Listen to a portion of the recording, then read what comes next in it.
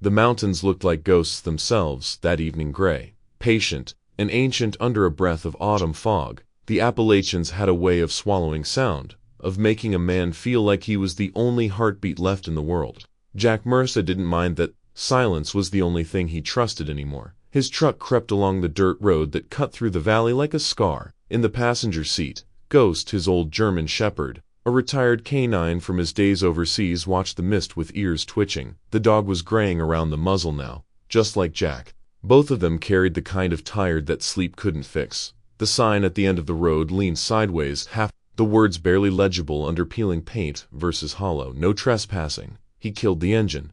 The sudden quiet pressed against him, heavy as a confession. Wind rustled through the pines, carrying the faint metallic smell of rain or maybe something older, deeper. Jack stepped out and took it in. 300 acres of overgrown pasture, 2 sagging houses, a collapsed barn that looked ready to surrender to gravity. This was what he'd bought at the county auction for less than the price of a used pickup. Folks had called it cursed. He called it a start. For the first time in years, he wasn't sleeping in motels or couch surfing in borrowed rooms. He had dirt under his boots that was his again. Ghost jumped down from the truck and padded forward. Nose low, tail stiff, the dog paused at the fence line, growling deep in his chest. "Easy, boy," Jack muttered, resting a hand on the shepherd's back. The muscles beneath his palm trembled. The barn loomed about 50 yards out, its rusted roof glinting faintly in the dying light. Jack's eyes followed the faint sway of a single light bulb hanging inside, swinging back and forth like it had just been touched. He frowned. There wasn't supposed to be power out here. The house smelled of mold and forgotten lives. Furniture still sat where someone had left it. A rocking chair turned toward a cold fireplace. Children's drawings curling on the refrigerator, a coffee cup fossilized with old grounds. It looked like a family had stepped out for a walk and never come back. Jack carried in one duffel one rifle case. And Ghost's food bowl. That was all. He'd stopped collecting things long ago. He found the breaker panel and flipped a few switches. Nothing. Power lines must have been cut years ago. So where the hell had that light in the barn come from? He walked back to the porch. The fog had thickened, crawling through the trees like smoke. Ghost stood at the edge of the steps, ears locked forward, tail low. Somewhere in the distance, a single click echoed metal against metal. Jack froze. Then the light in the bomb blinked once, twice, then went dark. He told himself it was probably a reflection, someone's flashlight from the road, or a trick of fog on glass. The mind saw ghosts when it wanted to. Still, when night fell, he cleaned his sidearm and left it on the nightstand. Old habits. Ghosts settled by the door. But he didn't sleep. Neither did Jack. He lay there listening to the creak of settling wood, to wind dragging its fingers through the trees, to that low, distant hum that might have been the earth breathing. At some point after midnight, Ghosts growled. Not loud, just that quiet rumble that said something's out there. Jack sat up, hot thudding. The dog was staring out the window toward the barn. "Stay," Jack whispered, grabbing his flashlight and stepping into his boots. The air outside was cold enough to sting. He crossed the yard, each step sinking into damp soil. The flashlight beam sliced through the fog, catching the silver line of a spiderweb, the glint of nails on a fence post, the broken teeth of the barn door. Inside everything was still, hay scattered across the floor. Dust floated like ash. He swung the light around. No footprints, no movement. Nothing. Then the beam caught something shiny in the dirt near the center of the barn, a small brass key, half buried, stained with oil. Jack crouched, picked it up. Stamped into the metal were the letters. Storage 3. He turned it over in his hand, frowning. It was warm. A sudden crash, Ghost barking behind him, made him spin, but there was no one there. Only the echo bouncing off the rafters and the cold that seemed to seep straight from the ground. Jack pocketed the key. Whatever this place was hiding, it wanted to stay hidden. By the time he made it back to the porch, the fog had swallowed the bond completely. The key felt heavy in his pocket, like a promise or a warning. He poured himself a glass of cheap whiskey and sat on the front steps. Ghost lay beside him, head on his paws, eyes never leaving the tree line. "Guess it's just you and me again, partner," Jack murmured. Another patch of nowhere. The dog let out a quiet huff. Jack looked out over the land. From this angle, under the bruised sky, the fields looked endless, but he could feel it, the weight beneath, the silence that wasn't really silence. Something lived in the soil out here. Maybe history, maybe guilt. He raised the glass in a half-hearted toast. "Two new beginnings," he said, though it sounded more like an apology. The wind picked up, carrying the faint smell of oil, And somewhere in the distance, from deep below the barn, came the slow, hollow echo of a door closing. Ghost lifted his head and growled. Jack didn't move. He just stared into the fog and whispered, almost to himself, "Yeah, I heard it too." Morning came slow and gray, the kind that didn't promise much. The fog still clung to the ridges, thick as wet wool, and the cold bit harder than it should have in early autumn. Jack Mercer woke stiff, the taste of rust in his mouth and ghosts curled tight at his feet. The dog's fur bristled when the wind shifted the same direction as the barn. Jack poured instant coffee into a dented mug, staring through the kitchen window at the valley below. It looked quiet, peaceful even, like the world had been reset overnight. But there was something about this land that didn't rest easy. Too still, too heavy. He stepped outside, mug in hand, and caught the low growl of an approaching truck. A cloud of dust rolled up the gravel road, followed by the whine of an old Chevy engine that sounded like it was coughing its last breath. The truck stopped beside his fence. Out climbed a man built like the land itself, sun-beaten skin, wiry arms, eyes that had seen too many winters. He wore a sweat-stained hat and the kind of expression that said he didn't like surprises. "He Mercer?" the man asked, voice rough as gravel. "Depends who's asking." The stranger smirked. "Name's Deke. Deke Holla. Got the next farm over, though. Calling it a farm these days is being generous." Jack nodded. "Appreciate the neighborly visit." "Neighborly's not exactly the word I'd use," Deke said, spitting to the side. "Figured I'd come see the fool who bought this place." Jack chuckled lightly. "While you're looking at him." Deke studied him for a moment, then glanced toward the barn. "You spend the night here? Yeah, you hear anything?" Jack sipped his coffee. "Just whined." Deke's eyes narrowed. "That ain't wind out here, friend. Window'd make metal echo." Jack didn't answer. He just waited, because he'd learned a long time ago that silence makes people talk more than questions do. Deke scratched his chin. "Two families used to live on this land. Torrance first, then the Lows. Good folks, hard workers. Then they started digging out back. Thought they'd found something under the soil oil. Maybe. Next thing anyone knew, they were gone. No notes, no fight, no signs of leaving." "Gone as in moved?" Jack asked. Deke shook his head. "Gone as in gone. Car still in the driveway. Coffee still hot on the stove when they went to check.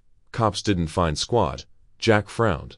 "When was that?" 7 years ago. Same damn week, both families. Torrance one day, Louse a few days after.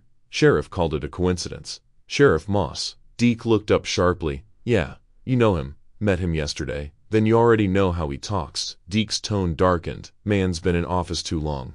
That runs this county like his own kingdom. You cross him, you might as well dig your own hole." Jack leaned against the porch rail, the boards creaking under his weight. "You're saying Moss had something to do with it?"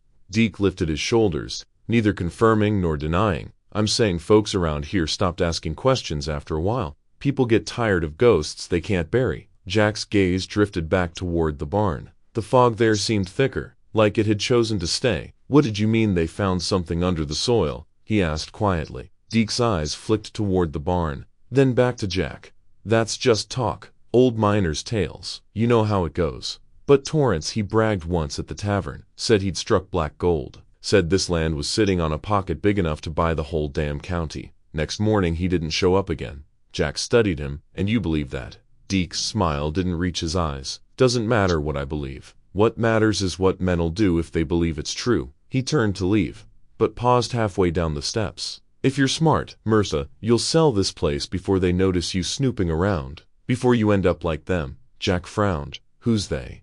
Deke looked over his shoulder. "You'll figure it out, or they'll find you first." The old man climbed back into his truck, engine sputtering to life. Dust followed him down the road, the sound fading into the valley until all that was left was silence, again the kind that hums just under the skin. Ghost trotted up beside Jack, sniffing the air, tail tucked low. "Yeah," Jack murmured. "I don't like him much either." The rest of the morning passed in slow, deliberate work, clearing weeds, patching windows, marking the property line. Jack tried to stay busy, but the words wouldn't leave his head. They found something under the soil. When he reached the back pasture, Ghost stopped short near a row of dead trees. His paws dug at the dirt, whining. Jack crouched beside him. The soil there was darker, almost black, slick between his fingers. He rubbed it, sniffed. It smelled faintly of oil. "Hell," he muttered. The dog barked once, short and sharp, and bolted toward the tree-line. Ghost. By the time Jack caught up, the dog stood over a half-buried wooden stake. "Old splintered with red paint flaking off. Something cobbed into it, Red No. 3 and an arrow pointing west. Jack followed the direction with his eyes. The line cut straight toward the barn. That night, he couldn't shake Deke's words. He sat at the kitchen table with his whiskey again, the key from last night lying beside the glass. Storage 3, the same number carved on that stake. Coincidence? Maybe, maybe not. Ghosts lay near the door, ears twitching every so often, as if hearing something Jack couldn't. The house popped and settled in the cool air. Crickets chirped outside, then fell quiet all at once. The silence pressed in, thick and watchful. Jack poured another drink instead at the key. "If they wanted me gone," he muttered, "they picked the wrong man." He stood, slid the key into his pocket, and walked to the porch. The fog had returned, rolling across the fields like a tide. From the distance came a faint sound, metal striking metal, soft and rhythmic. He looked toward the barn, but it was nothing but shadow. Ghosts growled low beside him. Jack took a slow breath. "Easy, boy." The sound stopped. The fog held still. Listening, he turned back toward the house, but before stepping inside, he caught himself glancing once more toward the fields. Deke's warning whispered through his mind like a bad omen. "If you're smart, you'll sell this place before they notice you." Jack's jaw tightened. "I'm not leaving," he said quietly, mostly to the dark, and as if the land had heard him. A soft tremor rippled through the ground beneath his boots, a heartbeat from deep underground. Steady and patient, Ghost's growl deepened. Jack didn't flinch. He just stood there, staring into the fog, the weight of the key against his leg, the echo of Deke's last words pulsing in his head. They never found the bodies. The second night came colder than the first, the kind of cold that didn't just sting the skin, it crept into the bones, slow and deliberate. Jack Mercer stood on the porch of the farmhouse, the fading light spilling over the Appalachians like a dying fire. Ghost sat beside him, ears pricked, nose twitching at the air thick with the scent of wet leaves and distant pine. It had been quiet most of the day, too quiet. Jack had tried to stay busy fixing the fence line, hauling wood, pretending this place wasn't crawling under his skin, but the silence here had weight. The kind that made you hear things you weren't sure were real. A door creaking in another room, the wind that somehow sounded like footsteps. He had just finished his coffee when Ghost's head snapped toward the back pasture, a low growl rising from his throat. "What is it, boy?" Jack murmured, setting his mug down. Ghost didn't answer, of course. He just bolted past the barn, through the tall grass glistening with dew. Jack grabbed his flashlight and followed. Beam cut through the fog, bouncing off the rusted tools and old barrels scattered near the barn's rear wall. Then he saw it. Behind the barn, half buried in vines and leaves, lay a concrete hatch, a cellar, or maybe an old storm shelter. Jack had noticed it once before but hadn't thought much of it. Tonight, though, Ghost was pawing at the dirt around it, growling low and sharp. Jack crouched beside him, aiming the light at the ground. Fresh prints, human boot prints, deep in the mud, circling the hatch like someone had been pacing there not long ago. He pressed his fingers against one. The edges were still moist. Whoever it was, they hadn't been gone long. A chill ran up his spine. He followed the prints a few feet, then stopped. They just ended. No trail leading away, no direction, just gone, as if whoever had made them had vanished into the ground. "Come on, Ghost. Let's check something," he muttered. Inside the barn, he rummaged through a stack of waterlogged boxes left by the previous owners, old tools, rusted lanterns, and then a leather-bound photo album, swollen and warped by damp. He flipped it open, black and white photos, yellowed at the edges. 2 families, same porch, same field, same damned house. Kids in overalls, parents in Sunday clothes, the kind of small-town happiness that looked staged but real enough to hurt. Then Jack turned the page, his breath caught. Every face in the next few photos had been scratched out, deep gouges across the eyes and mouths, carved with something sharp. Some pages were torn entirely, like someone couldn't stand to look anymore. He felt Ghost's presence behind him, the dog's low growl rumbling again. Jack closed the album and looked at the hatch through the barn's broken window. That's when he noticed something else. The padlock on the hatch wasn't just old, it was recently used. The metal was corroded, sure, but the keyhole glistened faintly. He touched it, and his fingers came away slick with oil. Fresh. Someone had been here, recently enough to maintain the lock. But why lock something under the farm when you didn't live here anymore? The question stayed with him through dinner, through the creak of the settling house, through the long silence that followed. He poured himself a glass of bourbon and sat by the window, the darkness outfiled pressing close against the glass. Ghost paced. Every few minutes, The dog's ears twitched toward the backfield. Jack told himself it was just nerves. The conversation with Deke that morning had stuck in his head, the missing families, the warnings, the words they found something under the ground, but Deke hadn't said what. Midnight came, and Jack was still awake, the bourbon half gone, the lamp burning low. Ghost had gone still by the door, muscles tight. Then a sound, faint, metallic. Jack froze. It came again, a slow, scraping noise, like metal dragging over stone. It was coming from outside, from the direction of the hatch. Ghost let out a deep bark. His hackles raised. Jack grabbed the flashlight and his old M9 pistol from the drawer, heart pounding so loud it drowned out everything else. He stepped onto the porch. The fog had thickened, silver under the moonlight. The sound stopped for a moment. There was only the whisper of the wind through the grass. Then clang, a sharp, hollow echo from beneath the earth. Jack's light swept over the yard, catching the edge of the barn, the empty field, the shadow of the trees beyond. Nothing moved. But Ghost wouldn't go any farther. He stood rigid at the top of the steps, teeth bared, growling at something Jack couldn't see. Jack tightened his grip on the flashlight, forcing his voice steady. Who's out there? Silence. He took a step toward the barn, boots sinking in the wet ground. His breath came in white clouds. The beam of light shook in his hand as he swept it across the hatch. The padlock was still there, unbroken, but the dirt around it had shifted, as if something or someone had been digging from underneath. Jack took another step closer. Ghost sparked once, sharp and urgent, and then everything went still again. No more scraping, no more sound, just the distant, endless hum of the forest. Jack stood there for a long time, the gun heavy in his hand, until the night finally swallowed the last trace of movement. He backed away slowly, locked the doors, and sat with Ghost by the window until dawn. But even as the first light crept over Mercer's hollow, Jack couldn't shake the feeling that something down there had been listening to him the whole time, and it was waiting for dark to fall again. The next morning broke cold and gray over Mercer's hollow. Fog clung to the mountains like an old ghost reluctant to leave. Jack Mercer woke before dawn, his dreams still tangled with the sounds from the night before, that faint metallic scrape beneath the earth. Ghost stirred beside the bed, ears twitching, alert even in rest. Jack reached down, rubbing the dog's shoulder. "We're not running from shadows, buddy," he muttered. "Not again." He packed a thermos of coffee, climbed into the old Chevy, and drove the long winding road down toward town. The truck's engine echoed through the valley, the sound swallowed quickly by the morning mist. The Ashwood County Library sat on a corner across from a hardware store that had probably looked the same since 1952. The sign above the library door still carried a faded slogan, "Reading is Freedom." Inside, the air smelled like yellowed pages and floor polish. Fluorescent blinds hummed overhead. At the front desk sat an elderly woman with silver hair and glasses thick enough to magnify her eyes into soft, curious orbs. Her name tag read Marge. Jack removed his cap politely. "Ma'am, I'm looking for some property records. Old farm up by the ridge used to belong to a Marcus Torrance." She blinked. "That place?" Her voice dropped.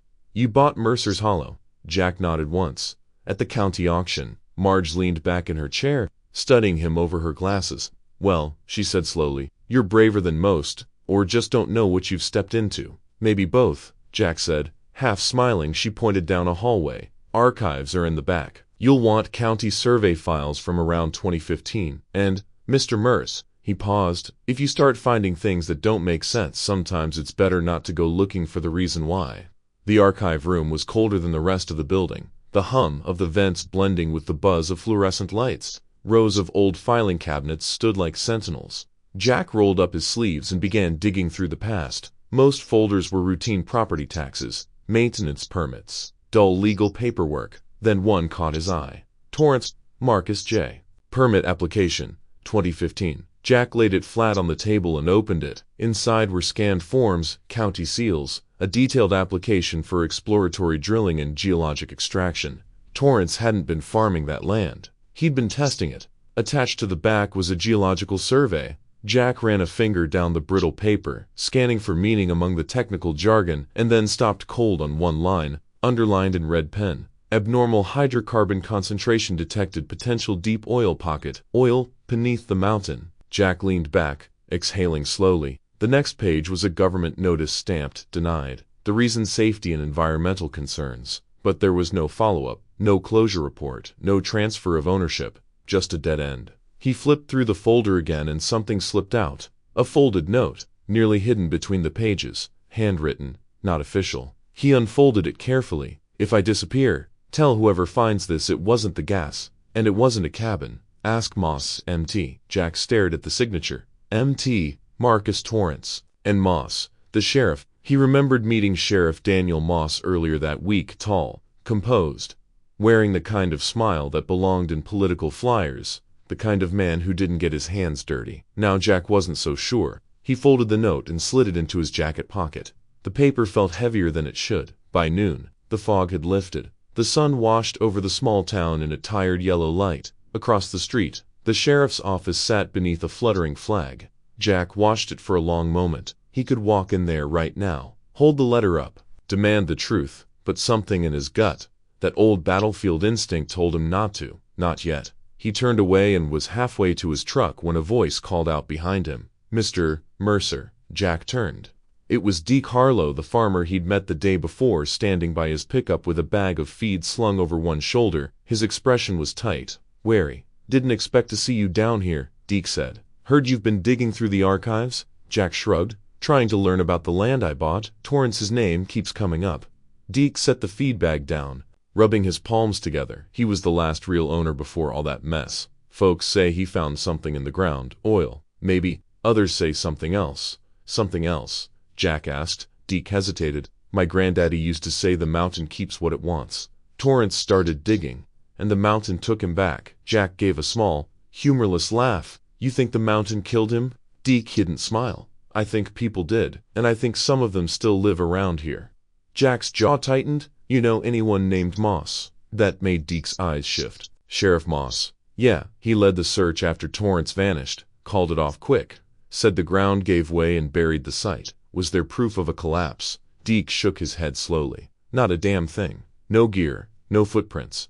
Just the hatch to the mine cracked open like somebody pried it loose and never came back." The wind picked up then, whistling softly between the buildings. Deke leaned closer, lowering his voice. "If you're smart, Mercer, you'll pack up and sell that place before sundown. That land's been trying to warn folks for years. They just don't listen." That evening, back at the farmhouse, the world felt smaller. The ridgeline glowed with the last light of dusk, painting the trees in copper and blood. Ghosts sat by the window, ears pricked, watching the dark gather outside. Jack spread the documents across the kitchen table, the survey, the denial letter, the note from Torrance. He stared at the sheriff's name written in shaky pen. Moss. He poured himself a cup of black coffee, though it was too late for caffeine and too early for whiskey. "Oil," he murmured. "That's what this is about." Ghost tilted his head, watching him. "Maybe Torrance found it," Jack continued, thinking out loud, "and maybe Moss found him." A gust of wind rattled the windows, and somewhere outside, the barn door creaked. The dog lifted his head, a low growl rumbling deep in his chest. Jack set his cup down, grabbed the flashlight, and stood. But when he reached the porch, the night was still. The wind had died. Only the silence remained heavy. Listening, he stepped back inside and locked the door. Ghost lay down again, though his eyes never left the window. Jack looked once more at the folded letter on the table. The ink was faded, but the warning felt alive, whispering between the lines. "If I disappear, ask Moss." And for the first time, Jack realized he might not be the only one living on this land or the only one that was watching. Morning crept over Mercer's Hollow like a reluctant promise. The fog hadn't lifted this time. It lingered, thick and heavy, clinging to the tree line as if afraid of what daylight might reveal. Jack Mercer loaded Ghost into the truck and drove into town for supplies. The Chevy rattled over gravel, the mountain road slick with dew. His mind kept circling back to the note in his jacket. Asked Moss. Every word felt heavier the longer he carried it. The bell above the grocery store door gave a tired jingle when he stepped inside. The place was small, lined with shelves that hadn't been rearranged in decades. It smelled of coffee, fertilizer, and a kind of quiet gossip that came with small towns that never changed. Behind the counter stood Sheriff Daniel Moss. Jack froze for a heartbeat. He hadn't expected the man to be there. Moss looked almost out of place among the paper bags and produce bins. Tall, broad, uniform, crisp and spotless. His hair was silver at the temples now, but his face carried the same practiced charm. Jack remembered. "Mr. Mercer," Moss said, his smile wide but his tone careful. "Heard you board the old Torrance place." Jack set a loaf of bread and a can of coffee on the counter. "Word travels fast. In a town like this, Moss chuckled softly. News travels faster than the mail. He rang up the items. Movements calm, deliberate. How's the place treating you? Jack studied the sheriff's hand. Steady. Unbothered. It's quiet. Maybe too quiet? Moss nodded. That land has got a way of keeping to itself. Best thing a man can do is let it. There was a moment of silence between them. Ghost waited by the door, eyes fixed on Moss. The dog's hackles twitched, just slightly. Jack broke the pause. I've been reading up on the farm's history. Seems a couple families disappeared out there about 7 years back. Moss looked up from the register. The smile didn't fade, but something colder slid behind it. You've been busy, curious, Jack corrected. You were the sheriff then, weren't you? I still am, Moss replied evenly. And yeah, I remember those cases. Real shame, but around here, sometimes the mountain takes what it wants. People go missing in those woods every few years, caves, sinkholes. Whether it's not a forgiving place. Jack folded his receipt, meeting Moss's gaze. But what happened to Marcus Torrance? A cave took him. Moss's eyes hardened, just for a second, quick enough most men would have missed it. You've been talking to Deke Hollow, haven't you? Jack shrugged. He's got opinions. That man's got whiskey for blood and gossip for a heartbeat, Moss said, the charm creeping back into his tone. Don't go listening to every ghost story you hear. Folks around here like to romanticize tragedy. Still, Jack said, lowering his voice. Torrance filed for a drilling permit before he disappeared. Strange timing, don't you think? The sheriff's jaw tightened ever so slightly. I don't appreciate outsiders digging into old wounds. Jack held his gaze. I don't appreciate being warned off my own land. Moss leaned forward on the counter. His voice stayed calm, but the air around him changed, denser, darker. Let me be clear, Mr. Mercer. This town doesn't take kindly to strangers turning over rocks. Better left where they are. You want to farm, hunt, keep to yourself. Fine. But if you start stirring up old trouble, well, sometimes trouble stirs back. Jack didn't blink. You threatening me? Sheriff, just giving friendly advice. Ghost gave a low growl from the doorway. Moss's gaze flicked to the dog, then back to Jack. You take care out there, Mr. Mercer, he said, sliding the groceries across the counter. Wouldn't want the mountain to get hungry again. Outside, the sunlight had burned through most of the fog, but it didn't feel any warmer. Jack loaded his supplies into the truck, catching movement from across the street. Carlo stood beside his pickup. Arms folded, Moss crossed the road, leaned in close to him, and spoke in a low voice.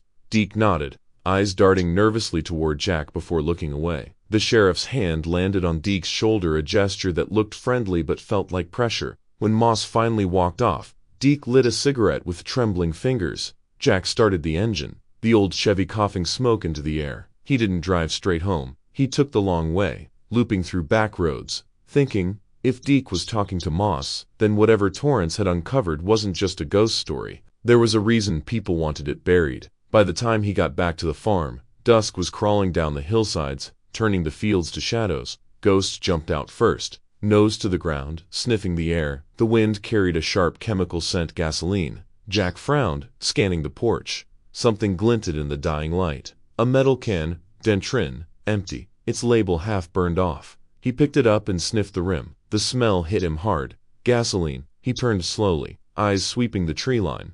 Nothing moved. Just the rustle of dry leaves and the steady pulse of his own heartbeat in his ears. Ghost growled low, fur bristling. Jack set the can down, then checked the locks, the windows, every corner of the house. Nothing broken, nothing missing. Just that can sitting on his porch like a warning. He stood there for a long time, staring at it. The mountains looming dark and silent around him. Somebody wanted him gone. He exhaled through his teeth. Not tonight, he whispered. Ghost settled beside him, still alert, eyes glowing faintly in the porch light. Inside, Jack poured himself a stiff drink. The sound of liquid against glass sharp in the still air. He looked out through the window at the empty porch, at the can gleaming faintly under the moon. It wasn't just intimidation, it was a message, and somewhere in that message he could almost hear Moss's voice again, smooth and calm as ever. We don't like strangers digging up the past. Jack raised his glass, his reflection staring back at him through the window. Guess that's too damn bad, he said. Ghost's ears flicked to the DAC. Outside, somewhere beyond the field, a branch snapped. The mountain was listening. Morning came gray and cold, the kind that seeps through the walls no matter how tight you shut the windows. Jack Mercer woke to the sound of wind scraping against the tin roof and Ghost pacing near the back door. The night's unease hadn't left either of them. The empty gas can still sat on the porch, gleaming faintly in the early light, a quiet reminder that someone out there wanted him to stop asking questions. But Jack had never been good at letting things go. After breakfast, he grabbed a flashlight, his tool belt, and headed to the small workshop behind the house, a weather-beaten structure that smelled of oil, sawdust, and rust. The place had belonged to Marcus Torrance, and Jack hadn't explored much beyond the first few shelves. Now, with Moss's warning still echoing in his head, he decided it was time. The air inside was stale. Tools hung in neat lines, untouched for years. A heavy oak desk stood in the corner, its surface covered with old ledges and cracked jaws of nails. Jack brushed the dust off and tried each drawer, most stuck from age. One locked. He pried it open with a screwdriver. Inside, a bundle of invoices, a torn photograph, and beneath that, something solid. The wood under the drawer felt wrong. Hollow. Jack tapped it with a knuckle, then used the screwdriver to lift the bottom panel. It came loose with a soft crack, revealing a rolled-up sheet of yellowed paper tied with a thin strip of leather. He unrolled it carefully on the desk. It was a geological map, hand-drawn but precise, contours of the land, depth readings, soil layers, and 3 red X's marked across the southern slope of the property. Next reach, and shaky handwriting, pressure pocket. Do not drill. Jack's pulse quickened. He'd read Torrance's permit files the day before, the references to hydrocarbon anomalies, the talk of oil pockets buried deep beneath the farm. But this looked like a warning. Ghost wind softly, tail low, nose pressed against the floor. I know, boy, Jack murmured. We're not done yet. He copied the coordinates from the map into his notebook, then packed up his gear, a GPS, shovel and flashlight. If Torrance had been onto something dangerous enough to get him silenced, Jack intended to see it for himself. By late afternoon, clouds rolled in from the west, turning the forest edge into a stretch of gray shadow. Jack followed the first set of coordinates through a field of wild grass until the land sloped downward toward an old fence line. The ground was disturbed, fresh dirt, uneven mounds. He knelt, brushed away a handful of soil. It wasn't new enough to be recent, but it wasn't old either. Someone had dug here not too long ago and filled it back in. He dug just enough to see the outline of what looked like a pit, then stopped. The deeper he went, the more the air carried a faint chemical temps like burned fuel. Pressure pocket, he muttered, recalling Torrance's handwriting. Maybe the man had been right to leave it sealed. They moved to the second coordinate, half a mile uphill where the tree line thickened. The same story, a shallow pit, filled again, this time with a few broken boards and scraps of metal.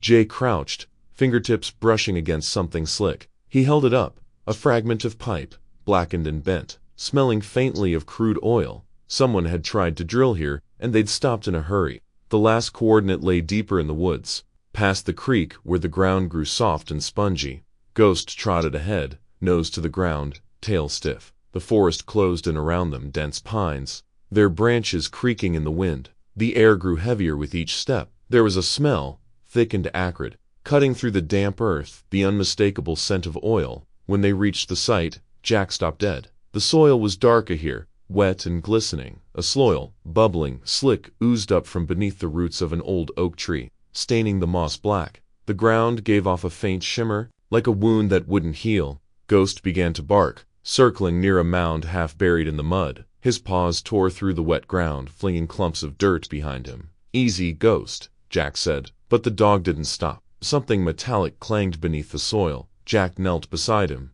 digging with his hands until his fingers scraped cold metal. Together they cleared away the muck, revealing a large, round plate of steel weathered green, covered in moss and rust. He brushed a patched tin with his sleeve. There were markings etched faintly into the surface. Torrance Minerals, 1000 now, header 80 full. A hatch. The smell of oil was stronger now, mixing with something else, rot, maybe decay. Jack ran his fingers along the rim, bolted shut, but still solid. A vent pipe extended from one side, leading down into the earth. Ghost growled low, backing up, tail tucked. Jack sat back on his heels, staring at the hatch. His heart pounded. Whatever was down there had been sealed for decades. Torrance hadn't been drilling for oil, he'd been trying to contain something. He glanced around the clearing. The forest was silent, unnaturally so. Even the wind seemed to hold its breath. Then a faint sound, metal shifting. Jack froze, eyes darting to the hatch. The noise came again, this time clear, a dull creak, like something deep below had moved. Jesus, he whispered. Ghost barked sharply, the sound echoing through the trees. Jack stood, scanning the woods. For a second, he thought he saw movement, a flicker of shadow between the trunks, then nothing. He took a step back from the hatch, every instinct telling him to leave it alone. But curiosity had already sunk its hooks too deep. He knelt again, pressing his ear close. Beneath the metal came the faintest hum, like air or machinery, something alive in the dark. He straightened slowly, gripping the shovel tight. "Whatever you were hiding, Marcus," he muttered, eyes locked on the hatch. "I'm guessing Sheriff Moss didn't want anyone finding it." Ghost wind again, pooing at the ground beside him. Jack gave one last look around the clearing, then brushed mud off his jeans. They started back toward the house as the light began to die, the hatch gleaming faintly behind them in the twilight. Neither of them saw the small ripple of oil that rose from the vent pipe, spreading like black ink across the puddle at its base, then sinking quietly back into the ground. The next morning brought no peace. The forest was silent again, too still for comfort. Fog clung low to the ground like it was trying to hide the scars of what Jack had uncovered the day before. He couldn't stop thinking about that hatch. The sound he'd heard, the faint hum beneath the metal, played over and over in his mind. Logic told him to leave it alone, to call the sheriff or maybe pack up and go. But logic had stopped steering his life the day his wife died. What he had left was instinct, and right now, instinct said dig deeper. Ghost followed close behind as Jack returned to the site, shovel over his shoulder, lantern in hand. The air smelled thicker here, rich with the stench of crude oil and damp decay. Birds avoided this part of the woods, and even the wind seemed reluctant to pass through. The hatch sat where he left it, a dark green circle in the mud. The moss around it had turned slick overnight, and the bolts looked older than sin. "All right, buddy," Jack murmured to Ghost. "Let's see what Torrance was hiding." He wedged the shovel under the rusted lip and leaned his weight. The metal groaned, resisted, then finally gave with a shriek that cut through the trees like a scream. A rush of stale air burst upward, cold and foul. Jack coughed, covered his nose, and peered inside. A narrow ladder disappeared into the black. The beam of his lantern barely reached the bottom, glinting off pipes and steel framing. He hesitated only a moment, then descended. Ghost stayed above, whining softly. The air grew thicker with each rung. The scent of oil was overwhelming, but underneath it lay something else, something like rot and ozone. The tunnel opened into a small chamber carved into the rock, its walls reinforced with steel ribs and half-buried machinery. Jack's boots sank slightly into the damp soil. Oil dripped from a pipe overhead, clinking steadily into a puddle below. The place looked abandoned decades ago, but not long enough. He lifted the lantern higher, tracing its glow across the chamber. There against the far wall stood an old drilling rig, its motor housing stripped, but the auger still embedded deep into the earth. Several metal pipes connected to a series of storage drums lined in a row. He walked closer, inspecting one of them. The side was corroded, leaking a slow, steady line of thick black liquid that glistened under the light. The label was half torn, but the letters that remained stopped him cold. Harlow Extraction Co. Jack's stomach tightened.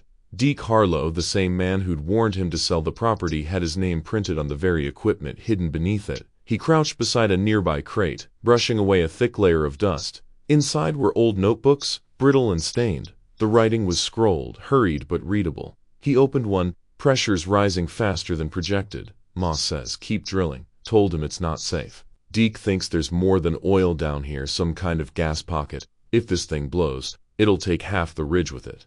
Jack flipped to the next page. "They're covering it up. 2 men missing last week, Carver and Dell. Sheriff says they ran off, but Deke had them working the south pipe. He said they found something alive." The ink smeared halfway down the page, as if the writer had stopped mid-sentence. Jack's hands tightened around the book. He could almost hear Moss's voice again.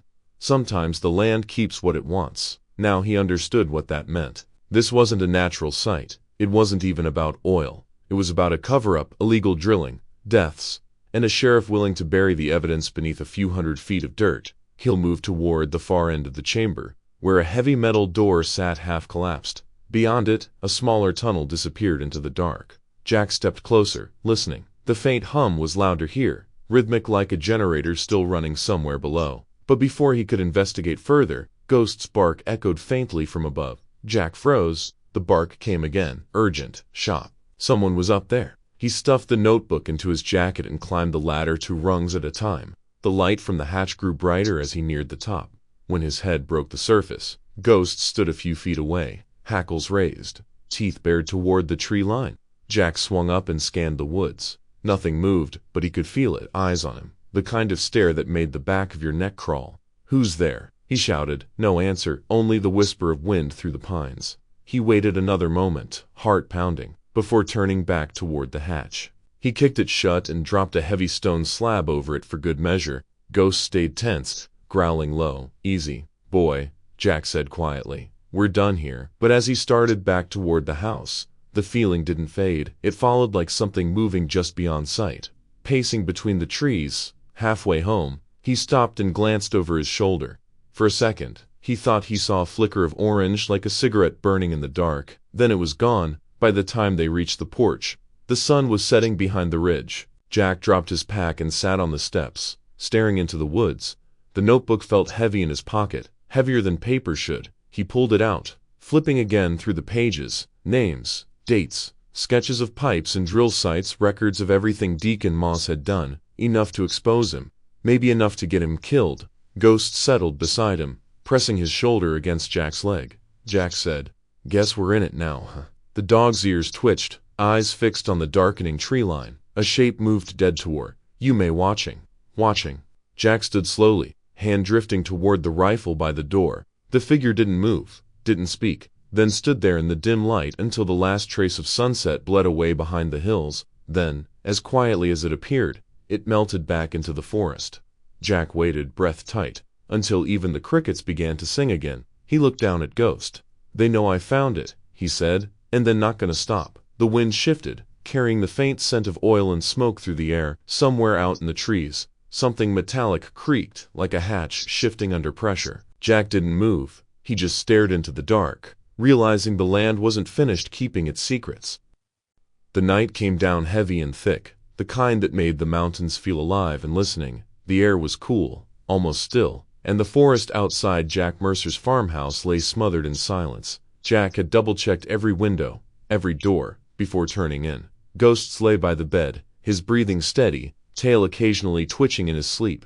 The only sound in the cabin was the slow ticking of the clock above the fireplace. Then came the noise, a soft scrape, metal against wood. Ghost's head shot up, ears sharp. Jack's eyes opened instantly. The sound came again, this time from the kitchen. He slid out of bed, silent, hand finding the revolver under his nightstand. Ghost was already moving, muscles tensed, low growl rumbling deep in his throat. Jack motioned for him to stay close and crept toward the hallway. The moonlight, filtering through the curtains, was pale and cold, enough to outline the furniture on the front door. He caught a flicker of movement near the window, too fast to see clearly. Then glass shattered. Ghost. The dog lunged before Jack could move, a blur of muscle and teeth. A man cursed, stumbling backward into the counter. The struggle was fast, brutal. Then a sharp yelp tore through the dock. Ghost. Jack fired once into the ceiling. The intruder bolted for the door, slamming it open and vanishing into the night. Jack dropped to his knees beside Ghost. Blood streaked the dog's shoulder, a clean cut, nothing fatal, but deep enough to anger him. "Easy, boy," Jack whispered, pressing a towel to the wound. "You did good." Ghost wind, eyes still locked on the open door. The night beyond it seemed endless, empty. But Jack knew better. Someone had been there, someone who knew exactly where to hit him. He turned on every light in the house, searching room to room. Everything looked untouched except the bedroom. There, sitting on the pillow where he'd been sleeping not 10 minutes earlier, lay the photograph, the same one he'd found near the barn, the two families, the Torrances and the Harrisons, standing in front of the farmhouse. But this time, every face had been ripped clean away, and scrolled across the photo, in black marker, were 4 words: "Don't dig up the grave." Jack stared at it for a long time, his chest tight. Whoever broke in didn't come to steal. I came to warn, or threaten. He looked down at Ghost, who licked his hand as if to say, "We're not running." Jack nodded slowly. "Yeah," he muttered, "we're not done." The next morning the air felt different, heavier. Jack patched up Ghost's shoulder and drove into town for supplies. He didn't see Moss, but he did spot Dyke Harlow leaning against his truck outside of the hardware store. The man's eyes followed him the entire time. Neither spoke. They didn't need to. When Jack returned home, he unpacked a box of trail cameras and motion sensors he'd bought for hunting seasons past but never used. He spent the afternoon rigging them around the property, along the fence, the porch, and most importantly, inside the old barn. The barn sat where the ridge curved, half swallowed by the trees. It was the same place where he'd found the hatch, where he'd seen shadows watching from the woods. If they came back, he'd know, By the time night fell, every camera blinked red in the dark. It was just after midnight when ghosts stirred again. The faint buzz of the motion sensor triggered inside the barn, a single light flashing on Jack's monitor. "Got something," he whispered, switching on the receiver. The black and white feed flickered, stabilizing on the barn interior. Two figures moved inside dim shapes, faces blurred by shadow. Jack turned up the volume. Static crackled, then voices emerged low. "Urgent, Moss." Then Deke Moss. "Mercer knows. He's seen the pit, Deke." "You sure? Maybe he just found the map." "Moss, don't fool yourself. That dog of his found the hatch." "You think he's not gonna talk?" "Deke, so what's the plan?" "Moss, same as before. Torrance thought he could play hero too. Tomorrow night, we clean up." Jack's pulse pounded in his ears. He watched as Moss turned toward the camera, unaware it was there, his face illuminated by the faint beam of his flashlight. The same calm smirk, the same eyes that had told him, "We don't like strangers digging up old things." "Deke, you think anyone will come looking for him?" "Moss, no one ever does." They turned, moving out of frame. The camera caught only their silhouettes disappearing into the dark. Jack sat frozen, staring at the monitor long after they were gone. By morning he had copied the footage, saved it onto 3 different drives, and hidden them in separate places, one in the truck, one in the freezer, one buried under the porch. He also stripped the audio from the video, cleaned up the static, and listened to it again through his old combat headset. Every word was clear, every threat unmistakable. "Mercer knows. Tomorrow night, we clean up." He leaned back in his chair, exhaling slowly. For years, he'd been the man who couldn't save the people he loved, the soldier who came home to find everything gone. But now he had proof. He could end this. Ghost lay nearby, his wound bandaged, one eye half open as he watched Jack with quiet trust. Jack reached down, scratching behind his ear. "They think they're coming for me," he said softly. "But this time we'll be ready." Outside, the first light of dawn crept over the ridge. The fog glowed silver in the valley below, calm and beautiful, deceptive, like the land itself. Jack stood, sliding the revolver into its holster and tucking the recording drive into his coat pocket. Tomorrow night, they'd come. And when they did, they wouldn't be walking away.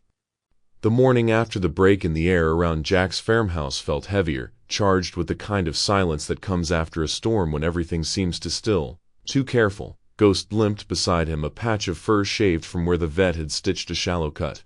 The dog's eyes never stopped moving, scanning the tree line like he expected the woods themselves to attack. Jack poured himself a black cup of coffee, stood by the window, and stared at the distant barn. The sun hadn't fully climbed the ridge yet, and the frost on the grass glowed pale silver. That's when he made up his mind. Enough waiting, enough running circles around ghosts and secrets. He sat at the old wooden desk, the one that had belonged to Torrance, and pulled out his laptop. He hesitated for a second, then opened his contacts and scrolled until he found the name he hadn't seen in years. Price, Nathaniel, SBI field agent. When the call connected, a familiar voice filled the static. "Jack Mercer." "Help, man. I thought you were dead." Jack exhaled through his nose. "Feels like I might be if this goes wrong. I've got something big, Nate. Real big. Corruption. Missing people and oil." "You're still in the bureau." "Yeah," Price said cautiously, "but I need more than a story." Jack slid the memory card from the camera into his laptop and began transferring the files, videos, images, everything. "I'm sending you proof," he said. "Names, faces, the whole damn web. Moss, Deke, Harlow, maybe more. They've been drilling illegally. And people who found out, well, they never made it out."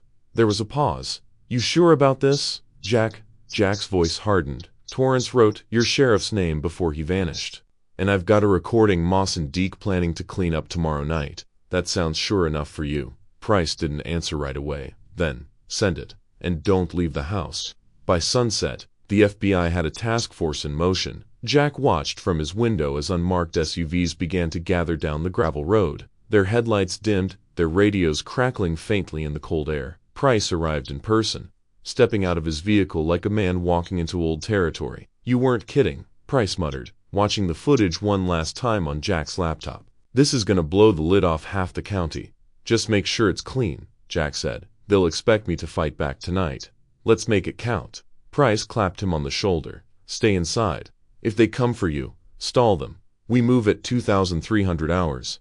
At 10:47 p.m., headlights appeared in the woods. 2 trucks, moving slow. No beams, no sound but gravel crunching under the tires. Ghost lifted his head from the floor and began to growl low. a sound that came from somewhere deep in his chest. Jack turned off the lights and crouched near the window. The truck stopped by the barn. Figures climbed out, more Sikh, and two others carrying jerry cans. Jack felt his pulse steady instead of race. He'd been here before in worse places. Under a hot fire, he reached for the radio Price had left him. "They're here," Jack whispered. Price's voice came back, clipped and professional. "Copy that. Teams in position. Wait for my mark." Outside, Moss gave a quiet order, and one of the men started toward the farmhouse. That was Jack's cue. He flipped on the porch light. The sudden glow froze them where they stood. "Evening." Sheriff Jack called from behind the screen door. "You lost." Moss's smile was a thin blade. "You should have listened, Mercer. This land has a way of burying its problems." Jack's finger hovered near the side of the radio. "So I've heard." Behind Moss, Deke uncapped a jerrycan. Gasoline fumes drifted up in the cold night. That's when Jack pressed the button. Now, the woods erupted with light and motion. Black-clad agents surged from the darkness, flashlights and rifles cutting through the fog. "FBI, drop your weapons." Hands in the air. The look on Moss's face twisted from anger to disbelief. Deke froze mid-step, the gas can falling and splashing across his boots. One of the hired men bolted, but a single warning shot sent him sprawling. Moss turned to run. Instinct, maybe, or guilt, but Price was already there. The two men collided near the barn, rolling across the mud. Moss came up swinging, but Price slammed him against the side of a rusted truck, coughing him hard. "Sheriff Raymond Moss," Price barked. "You're under arrest for conspiracy, obstruction, and murder." Jack stepped onto the porch, the cold cutting through his flannel. For a long moment, he just watched the sheriff of Red Valley dragged through the dirt, his badge glinting under the FBI floodlights. Ghost limped beside him, ears pricked, tail stiff. Price approached, wiping mud from his jacket. "You okay?" Jack nodded. "You found them?" Price's expression darkened. "Yeah." "In the lower chamber of that oil pit, two adults, Torrance and his wife. Looks like they were dumped years ago. There's more evidence down there, to records, ledgers, old drilling equipment. They built a whole operation under people's homes." Jack looked past him at Moss, who sat in the back of a federal SUV, drenched in oil and rain, eyes hollow. "You could have walked away," Jack muttered softly, almost to himself, "but you had to keep digging." The next morning, the sun rose pale and cold over Red Valley. The news spread fast. Sheriff arrested, illegal oil ring exposed, missing families finally found. Reporters gathered by the highway, and the townsfolk whispered the same thing Deke had once said. The land keeps what it wants. Jack loaded his truck, Ghost riding shotgun with a new bandage on his leg. He didn't look back at the farmhouse as he drove down the long dirt road, the frost crunching under his tires. Somewhere behind him, federal agents sealed off the old well, but the smell of oil still lingered in the air, like the earth itself hadn't finished telling its story. "Let's go home, boy," Jack said quietly. Ghost leaned against him, eyes half closed, as the truck disappeared into the morning light. The frost returned to Red Valley before winter was ready to let go. Weeks had passed since the arrests, yet the air still carried the faint smell of oil and burnt wood, a reminder that some stains don't wash away, even when the guilty are gone. The farmhouse stood quieter now. The chaos had left behind a stillness that felt heavier than silence. Jack Mercer spent most mornings sitting on the porch with a cup of coffee gone cold in his hand, listening to the crows gather in the oak trees out back. The land looked peaceful, but he knew better. He'd seen what lay beneath it. Federal signs lined the property now, white boards with red letters, U.S. property, no commercial activity, PERITT, that the government had declared the entire area a preservation zone, too unstable for drilling, too scarred for profit. The old oil wells were sealed with concrete, the hidden tunnels filled and capped. It should have been over, but for Jack, it wasn't. He had been offered money more than the farm was worth to sell the land and leave Red Valley behind. Every agent, every official, every well-meaning outsider said the same thing. "You've done your part, Mercer, go home." But this was home now. He'd fought to uncover what had been buried here, not just the oil, but the truth, and truth, he decided, deserved a keeper. So, he stayed. Each morning, he worked the fences, repaired the barn, cleared brush along the fields. Ghost followed, limping but loyal, his muzzle grayer than before. The dog never liked to stay inside. He preferred the open air, the scent of the earth that had once betrayed them both. Then, one autumn evening, the wind changed.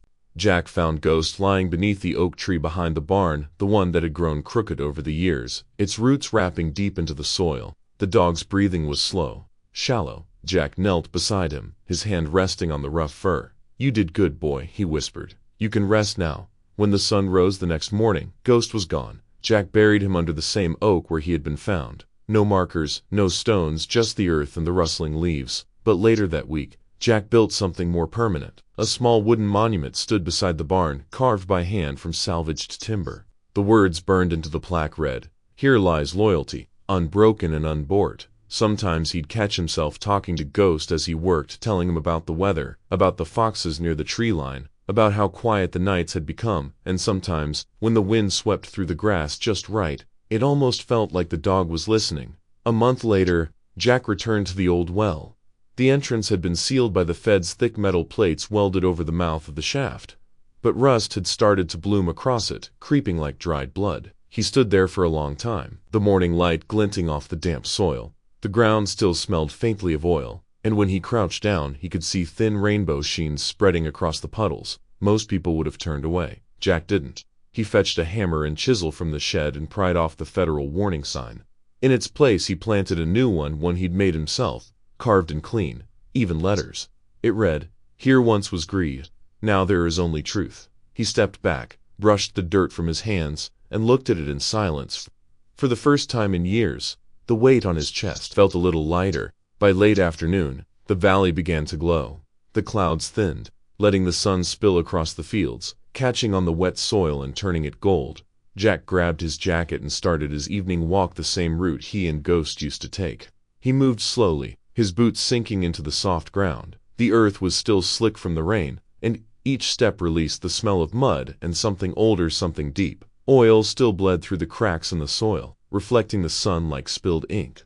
From a distance, the sheen looked beautiful, almost sacred. But Jack knew better. He stopped near the oak tree and looked back toward the house. The farmhouse stood framed against the horizon, its roofline cutting through the amber light. Smoke curled lazily from the chimney. The world looked peaceful again, and yet the ground beneath his feet whispered otherwise. He crouched down and touched the soil, rubbing the dampness between his fingers. It shimmered faintly under the light black, red, gold, oil and earth, blood and truth. "Guess some things don't stay buried," he murmured. The wind carried his words away. That night, the stars came out sharp and clear. Jack sat on the porch with a lantern beside him, looking out over the land. Somewhere out there, under the oak, lay his oldest friend. Somewhere deeper still, beneath the concrete and clay, lay the sins of men who thought they could buy silence. Jack lifted his coffee mug toward the horizon. "We kept it clean, Ghosts, best we could." The first light of dawn crept over the ridge, painting the fields in crimson and gold. The oily puddles caught the glow, shimmering like veins of molten light spreading through the valley. It looked, for a fleeting moment, as if the land itself was bleeding, purging what it couldn't hold anymore. Jack watched until the light swallowed the last of the shadows. Then he stood, slipped his hands into his pockets, and started down the familiar path one more time. The wind rustled through the oak leaves. Somewhere, faint but certain, came the sound of pores in the grass. And Jack smiled. "Come on, boy," he whispered. "Let's make our rounds." As he walked the edge of the property, the morning sun rose higher, spilling warmth across the scarred, glistening soil, a land washed in oil and blood. Yet somehow, finally, at peace, the valley was still, the truth, at last, unburied.